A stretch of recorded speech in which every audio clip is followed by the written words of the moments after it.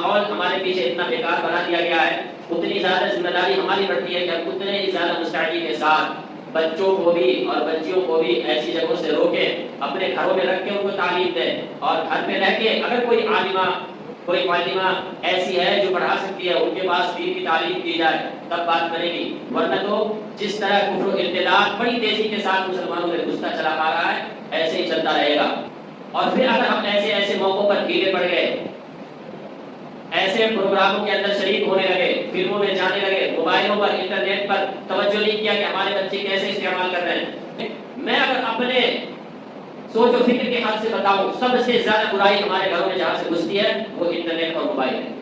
باہر کے ماحول میں تو بچوں کو جانے کا موقع کم ملتا ہے، آدھے سے زیادہ دن اس کا اسکول میں گزر جاتا ہے، باقی بچا ہوا ٹائم ٹیوشن والے لے جاتے ہیں، اور اس کے بعد پھر سونا بھی تو ہے، تھوڑا سا فون بھی تو چھیڑنا ہے۔ تو باہر میں دوستوں یاروں کے ساتھ ملنا جلنا، اگرچہ دھیان رکھنے کی ضرورت یہ بھی ہے کہ دیکھا جائے ہمارا بچہ ہماری بچی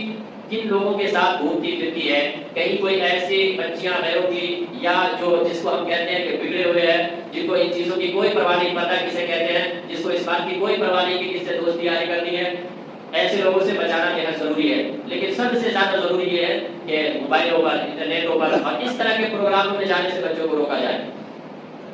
عجیب سی بات ہے، مطلب فلموں اور ڈراموں دیکھ کر ان کو رونا آتا ہے۔ ابھی ایسی بھی خبریں دیکھنے کو ملی